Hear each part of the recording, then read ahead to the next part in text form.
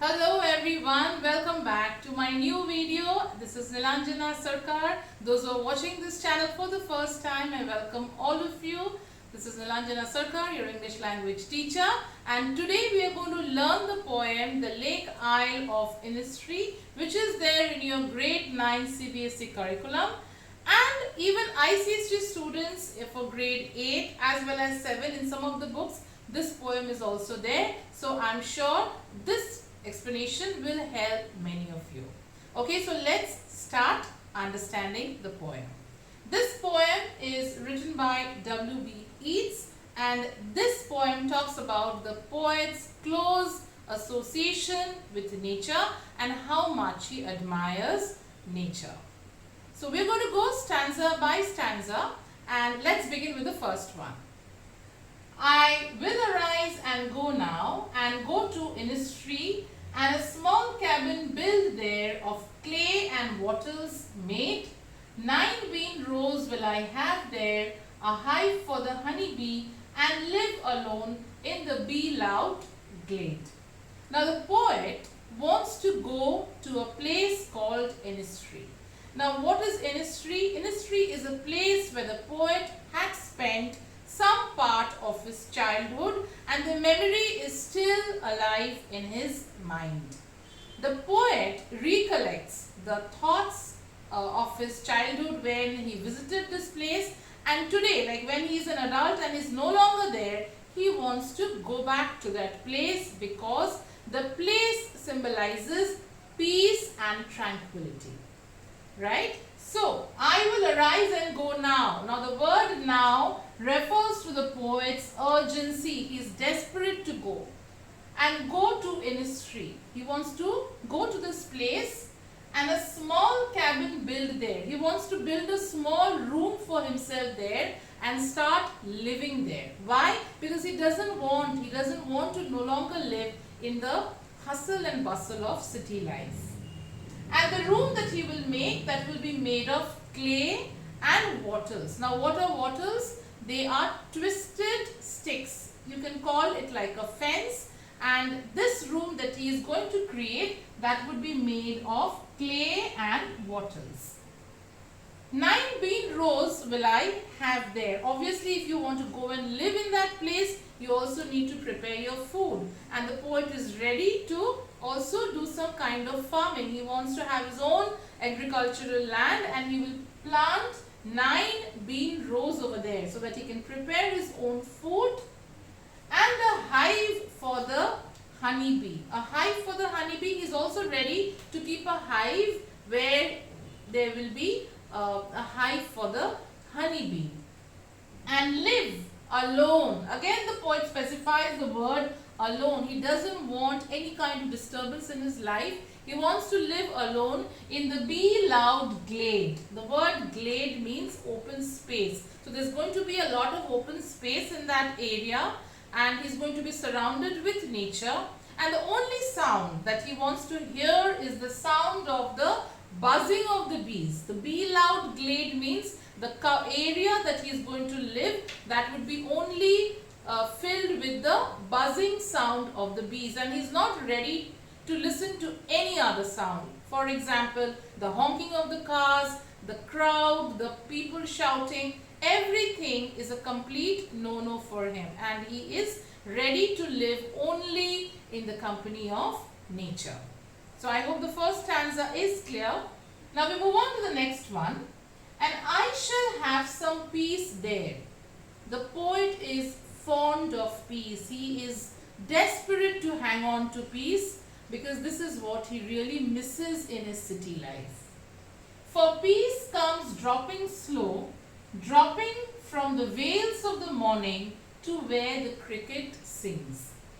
Now the poet wants to hold on to peace. That's the reason peace comes dropping slow. Drop by drop, he wants to enjoy, savor to the moments where he can really enjoy peace. Dropping from the vales of the morning. Now the word veil means a piece of fine material which is worn by women to cover their face. So why is there a relation of veil with the morning? Now Sometimes when it's cloudy, the sky is not very clear, and it appears that the sky has worn a veil. It has covered its face with a veil. Actually, it is the clouds that cover the sky. So the poet thinks and expresses that on such mornings when it is cloudy, he is very keen on enjoying peace, and that's going to bring peace to him. He's he's really desperate to see those mornings when it is covered with clouds, and he feels very peaceful in such a atmosphere. To where the cricket sings. When he hears the sound of the cricket, it's an insect, and when he hears the sound of the cricket, that's an indication that there's a lot of peace around him.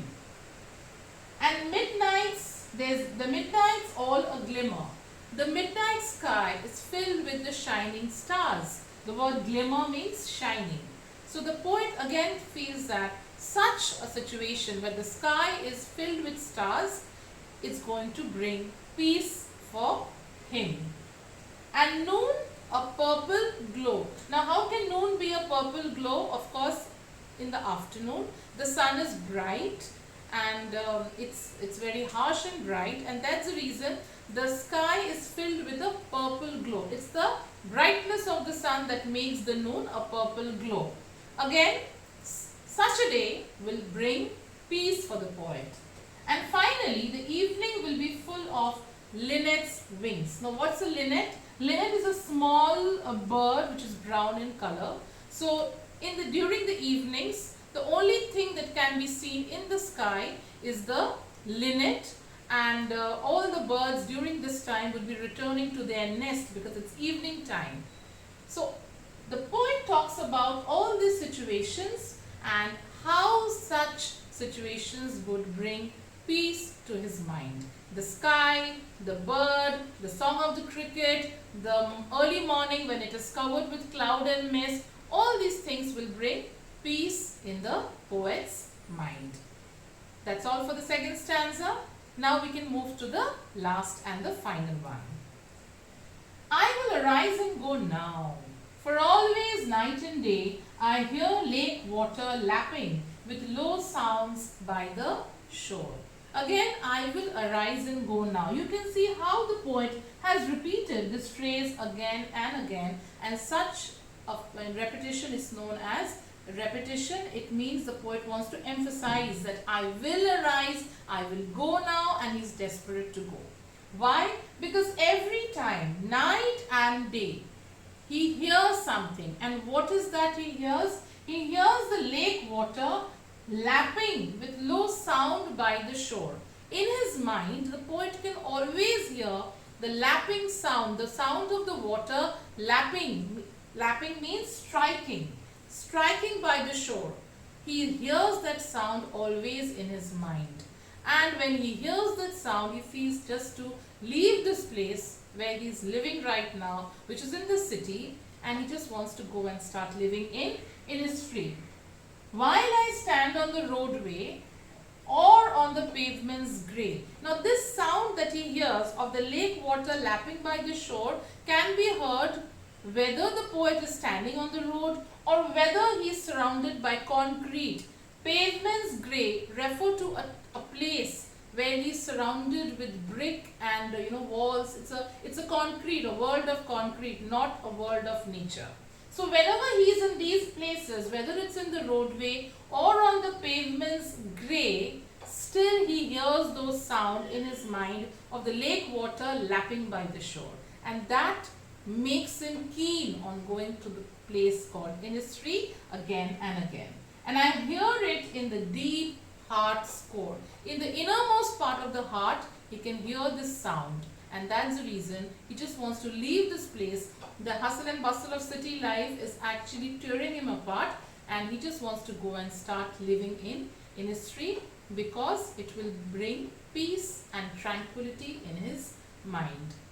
So that was the explanation of the poem. Now there's a rhyme scheme. As you can see, I have written it's A, B, A, B. Those who are having doubts with rhyme scheme, you need to see the last word of every line and how it rhymes with. So Innisfree rhymes with honeybee, therefore I have written A, And made and glade, they are rhyming together, so it's written B and B. So it's AB is the rhyme scheme. Okay, and one more thing which you also need to know is the poem is divided into 3 quatrains. Alright, and it's a lyric, it's a musical poem. Quatrains means when you have this stanza is divided into 4 lines, and they are called quatrains. Okay, so that's all about this poem. I hope you have cleared your doubts. In case if you have any, of course you can get back to me. And if you think this content is helpful to you, please do like and give a thumbs up. That will motivate me to make more such content, and that's the only reward that I get from all of you. Do keep supporting this channel, and I will be back again